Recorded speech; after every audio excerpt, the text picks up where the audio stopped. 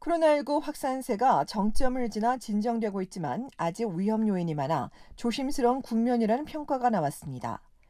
온타리오 사이언스 정부 자문기구는 신규 확진자가 정점을 지나 감소하는 단계로 진입한 것으로 보인다고 설명했습니다. 실제 어제 온주의 신규 확진자는 495명으로 600명대에서 이틀 연속 떨어졌습니다. 최근 일주일 상황을 보면 일평균 확진자가 605.6명으로 직전주 710명보다 100여 명 감소했습니다. 그러나 겨울이 다가오고 학교 관련 감염도 증가할 것이 분명해 지금 이대로라면 11월엔 다시 1,500여 명에 이를 수 있다고 예상했습니다. 다만 여기서 더 고삐를 조이고 백신 접종률을 높인다면 200명대까지 떨어질 수도 있다고 전망했습니다. 하지만 반대로 방역 조치를 풀고 접종자가 늘지 않는다면 알버타주처럼 환자 수가 급증하면서 하루 5천 명까지도 나올 수 있다고 경고했습니다. 특히 백신 접종 대상이 아닌 5세에서 11세 사이 어린이 사이에 거센 확산세가 우려된다며 이 연령층을 주시해야 한다고도 기구는 덧붙였습니다. 기구 예측 모델에 따르면 11월 하루 환자 수가 200명까지 떨어지거나 아니면 5천 명에 달할 수 있습니다. 이에 기구는 지금까진 아주 방어를 잘했다며 감염과 입원, 사망을 통제하려면 접종률을 더 높이고 접촉을 줄여서 확산을 통제해야 한다고 강조했습니다. 현재 온주에선 지역에 따라서도 확산세가 다른데 신규 확진자가 몰린 토론토와 필 지역, 6지역과 해밀턴 지역 등은 환자 수가 감소하는 데 반해 오타와와 워터루, 피터보로와 세인트 토마스 등 34개 보건지역 중 절반은 확진자가 다시 늘고 있습니다.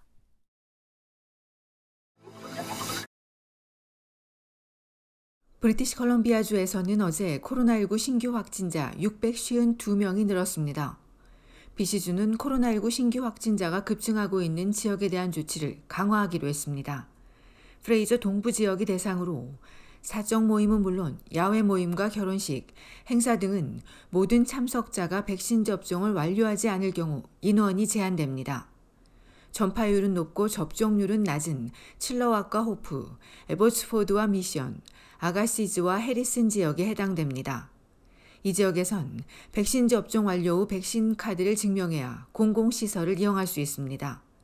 이보다 앞서 인테리어 보건 지역도 추가 조치가 취해진 바 있습니다. 정부가 이번에 공개한 이들 지역 이외에는 예정대로 오는 10월 24일까지는 1차 접종만 증명하면 됩니다.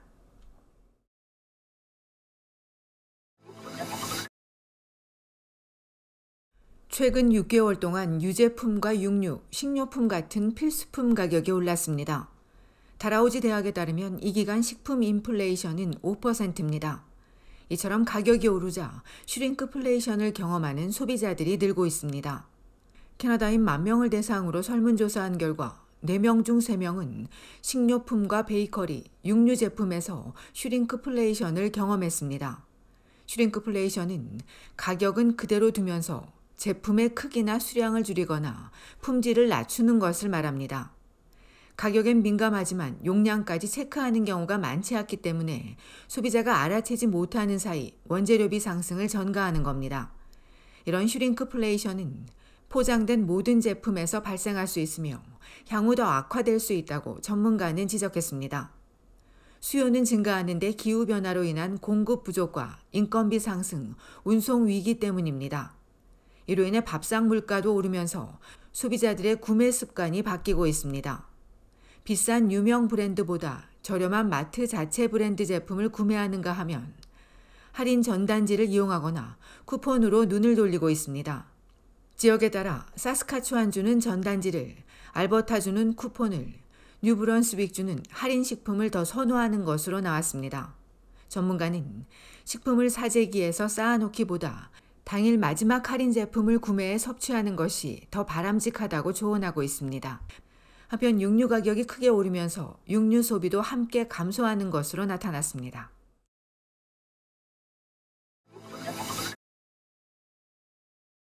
온타리오주 토론토는 5달 연속 월세가 상승세를 이어갔습니다. 불펜 리서치와 토론토 렌탈다 CA에 따르면 지난 8월 광역 토론토의 평균 월세는 2,097달러로 0.9% 상승했습니다. 7월과 8월엔 이전보다 다소 완만하게 올랐습니다. 코로나 팬데믹 이전이나 1년 전과 비교하면 여전히 낮은 수준이지만 전문가들은 직장 복귀와 이민자 증가로 오름세가 이어질 것으로 예상했습니다. 전문가들은 4차 유행에도 대학과 학교들이 개학하고 쇼핑몰과 소매점, 체육관과 다운타운 사무실 등이 이전으로 복귀하면서 월세가 오르고 있다고 설명했습니다. 최근에는 원베드룸에 대한 관심이 높은 것으로 나왔습니다. 앞서 침체기를 벗어나던 초기에는 대형 사이즈가 인기였는데 지난달엔 원베드룸에 몰리면서 평균 월세가 한 달 새 5%나 증가했습니다. 덕분에 원베드룸은 반년 사이 평균 200에서 350달러 껑충 뛰었습니다. 스튜디오와 투베드룸도 각각 1.4%와 1.3%씩 올랐으며 반면 3베드룸 아파트는 한 달 새 7에서 8% 하락했습니다. 지난달엔 윗비와 스카보로의 월세도 각각 6.6%와 3.9%씩 올랐습니다. 같은 기간 토론토시는 0.7% 오르는 데 그쳤습니다. 이 중 토론토에서도 월세가 가장 높은 곳은 유니버시티 지역으로 이곳의 평균 월세는 2,459달러이며 이어 로즈데일 무어파크와 베이스트리트 순입니다.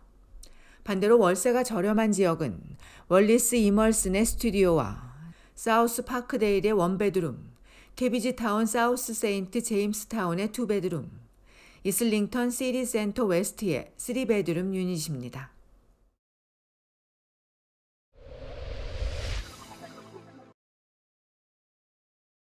온타리오주 토론토의 한 콘도에서 불이 나 80대 노인 1명이 숨졌습니다. 어제 새벽 1시쯤 토론토 미드타운 동쪽 밀우드로드 955번지에 있는 콘도에서 불이 나 80대 할머니가 의식을 잃고 발견돼 병원으로 이송됐으나 끝내 숨졌습니다.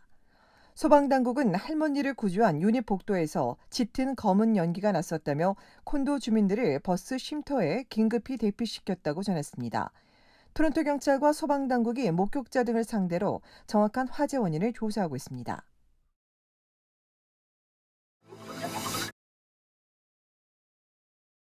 온타리오주 육지역 경찰이 말캄의 젊은 커플을 살해한 혐의로 남성 1명을 전국에 공개 수배했습니다.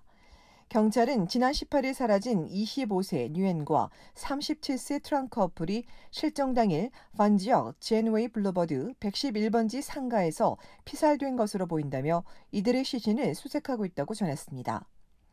이어 이 커플을 살해하고 토론토를 벗어나 도주 중인 푸옹 탄 유엔을 전국에 공개 수배했습니다. 두 건의 1급 살인 혐의로 용의자를 기소한 경찰은 피해자 유엔과 가해자는 성이 같을 뿐 연결고리는 없다며 남성을 목격하게 되면 접근하지 말고 즉시 경찰에 신고해 줄 것을 요청했습니다. 또 경찰은 이번 사건에 관련된 것으로 보이는 흰색 트럭 사진을 공개하고 18일 밤 11시 30분경 27번 고속도로와 7번 고속도로에서 이 차량을 본 목격자들의 제보를 요청했습니다.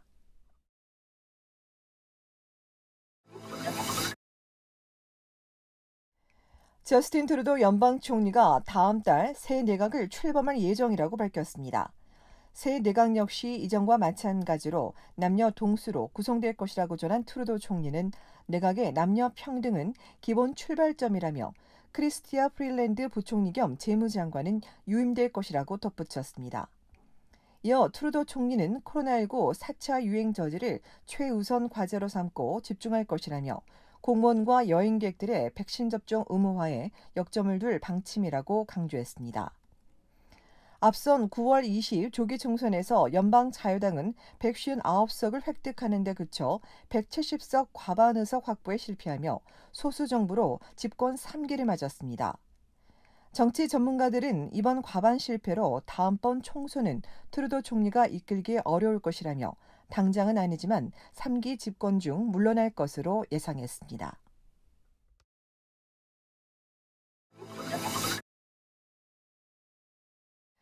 $7천만 당첨금이 걸린 로또맥스 복권이 브리티시 콜룸비아주에서 나왔습니다. 앞서 6월엔 온타리오와 BC주에서 한 명씩 2명이 나와 당첨금을 절반씩 나눴는데 이번엔 단 1명인 것으로 확인됐습니다. 이외에 100만 달러를 받는 맥스밀리언 당첨자도 온주에서 2명, 중부 지역에서 1명, 퀘벡주에서 2명 등이 나왔습니다. 다음번 로또 추첨은 오는 10월 1일로 2천만 달러가 예상됩니다.